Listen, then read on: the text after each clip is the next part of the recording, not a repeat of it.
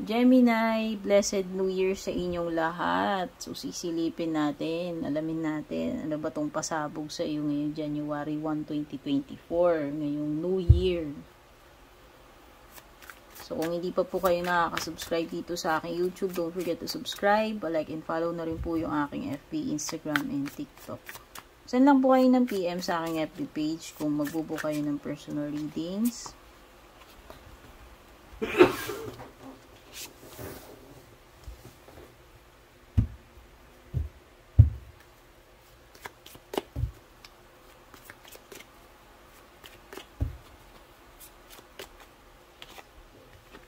Tignan na natin ano ba ito pasabog sa iyo, Gemini.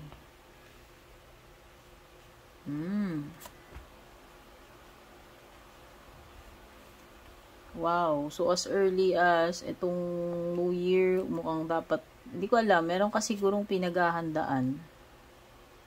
Or dapat may paghandaan ka. Napaka-importante dito.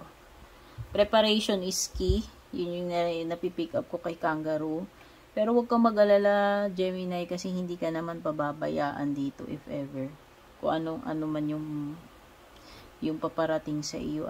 You will be taken care of in difficult time. Syempre, yung mga angels mo yan, hindi ka pababayaan yan. Pero syempre, kailangan mong gumawa ng paraan dito. Kailangan mo pa rin kumilos. Yun yung tinutukoy ni Kangaroo, which is makapagplano ka ahead. No, yan. Preparation is key. Yun nga yung sinasabi ko. At yan, isa pang paparating sa iyo, pasabog is happiness. So, at least, diba, happy ang bagong taon mo, Gemini. O, ayan, yung iba sa inyo, success yung sasalubong sa inyo, yung pasabog, ayan, o. So, sa tingin ko, kung ano man itong binibuild mo, Gemini, magiging successful yan. Ayan. So, kung may mga binubuo ka dyan, mga ginagawa ka, magiging successful yan. At mo siya, makukumpleto mo, matatapos mo yan. Ayan. Kung may mga pinapatayo ka dyan, ayan, o baka nagpapatayo ka ng bahay, or ewan ko, nagbibuild ka ng business, ng empire mo. Basta kung ano man ito ay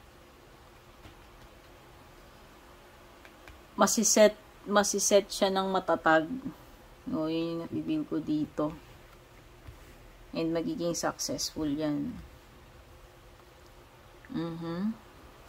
Partnership to Gemini. Kaya ayan, maganda. Pwedeng yung iba sa inyo. Ang ganda-ganda ng pasok ng bagong taon. Kasi pwedeng may kilig factor. Basta may magpapasayo sa'yo dito. Whether sa romantic or sa business or sa career mo.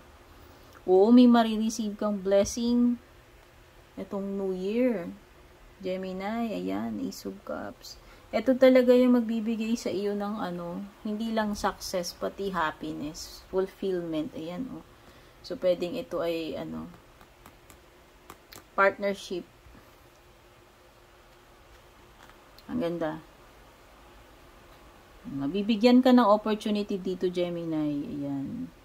Mabibigyan ka ng option, isa yan sa mga pasabog na matatanggap mo ngayon New Year. At least, diba, may 2 choices ka dyan. So, depende na sa iyo, ano yung pipiliin mo dyan. Ano yung uunahin mo dyan. Yung iba sa inyo, mabibigyan kayo, makakapagsimula na kayo ng hindi ko alam, ito ba to, negosyo, trabaho. Ayan, makakapagsimula kayo. Kung hindi man hindi nyo man ma-receive yung good news na yan January 1, basta itong early January or first week, malamang, no?